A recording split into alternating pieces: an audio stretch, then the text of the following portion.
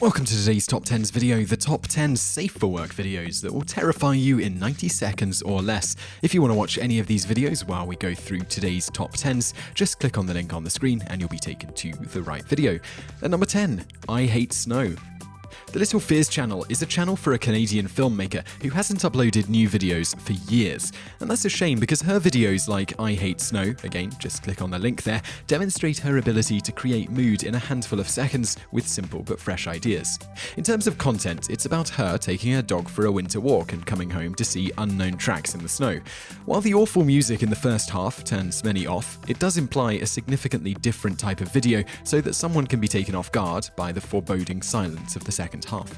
She has several more videos that run under a minute in length, a few of which are almost as creepy and ambiguous as this one. Several of her longer ones are even more horrifying, without using any cheap shocks. And in at number 9, Justin Bieber eats a delicious slice of cake. The YouTube channel for Red Minus is largely about taking popular, innocuous internet memes and morphing them into something grotesque. It was thus inevitable that he would go after Justin Bieber. His art style in the introduction and preview image are perfect for initially concealing the true nature of the video. While there's no blood, the trails of safe for work black and green fluids that leak from Bieber's face after the reveal are suitably nauseating.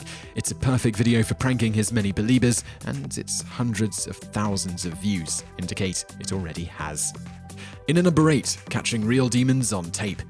After a month's effort with Adobe After Effects, Justin Martinez finished what he thought would be a hoax video capable of fooling the world.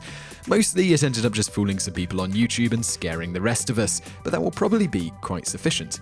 The video is about a guy shooting video of his bedroom when he begins to see numerous hands emerging from the ceiling.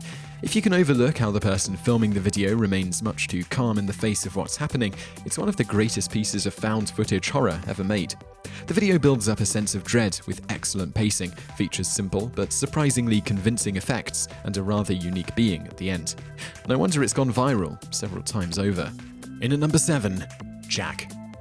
Made by the Daywalt Fear Factory, there's both a quaintness and a very modern sensibility to Jack. The whole idea of a child voluntarily playing with a jack-in-the-box anymore is very out of date, but the timing, simplicity, directness, and slickness of the cinematography give it a visual quality that makes it feel like it's happening in a warm contemporary setting.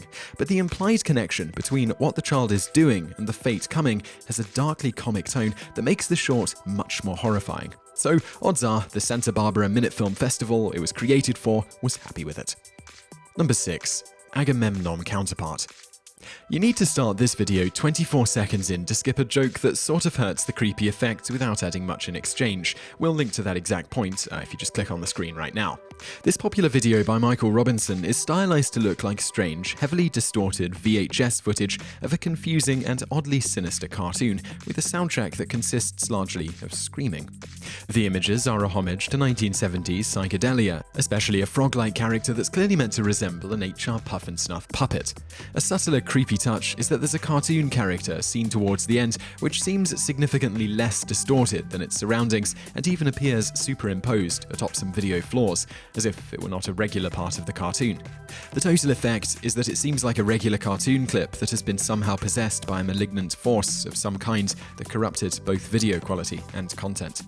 It's worth noting that the short is a one-off for Michael Robinson, whose movies mostly consist of abstract experimental films that play with images of color, nature, etc.